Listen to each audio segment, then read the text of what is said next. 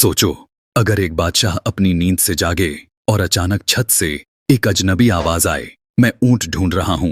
क्या होगा अगर वही आवाज उसकी पूरी जिंदगी बदल दे? ये कहानी एक ऐसे बादशाह की है जिसके पास सब कुछ था, ताज, तख्त, दौलत, शान और शौकत, लेकिन फिर भी उसके दिल को सुकून नहीं मिला जब तक कि उसने सब कुछ छोड़कर सिर्फ अल्लाह को नहीं पा लिया।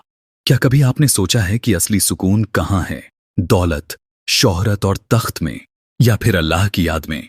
आइए सुनिए उस बादशाह की सच्ची दास्तान जिसने ये राज अपनी जिंदगी से साबित किया।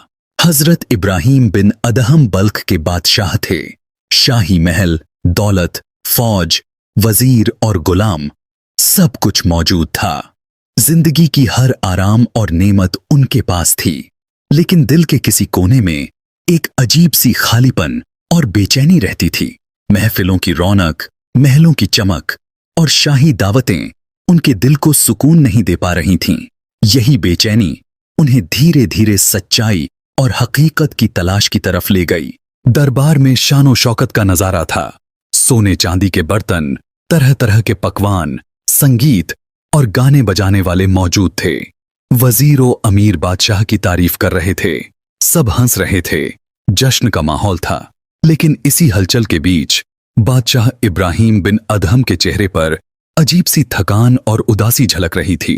उनके दिल में सवाल उठ रहा था, क्या यही जिंदगी का मकसद है?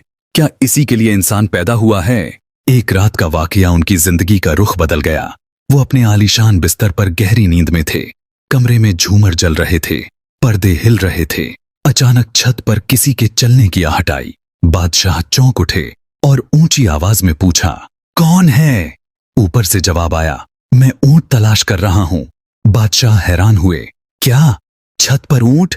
ये कैसी बेवकूफी है? उस शख्स ने कहा, अगर छत पर ऊंट तलाश करना बेवकूफी है तो ताज और तख्त में अल्लाह को तलाश करना उससे भी बड़ी बेवकूफी है। ये जुमला बादशाह के दिल में तीर की तरह लगा।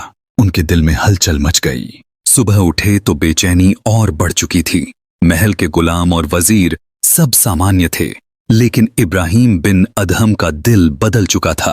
वो सोचते रहे, सच है, मैंने अपनी पूरी जिंदगी इस ताजो तख्त और शानो शौकत के पीछे लगा दी, लेकिन अल्लाह कहाँ है मेरी जिंदगी में? आंखों से आंसू बह निकले और दिल में पक्का इरादा हो गया, अब जिंदगी अल्लाह की तलाश में गुजरेगी। कुछ ही दिन बाद वे शिकार पर निकले। घोड़े पर सवार होकर एक हिरण का पीछा किया। अचानक हिरण ठहर गया और उनकी तरफ पलट कर देखा। अल्लाह के हुक्म से उसने बोलकर कहा, ए इब्राहिम, क्या तुम इसीलिए पैदा हुए हो कि मेरे जैसे कमजोर जानवर का पीछा करो?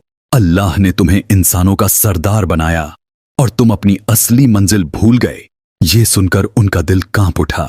घोड़े से उतरकर उन्होंने हथियार जमीन पर डाल दिए और रो पड़े। उसी वक्त उन्होंने कसम खाई कि अब उनकी जिंदगी का मकसद सिर्फ अल्लाह की राह होगी। वो बल्ख लौटे और दरबार लगाया गया।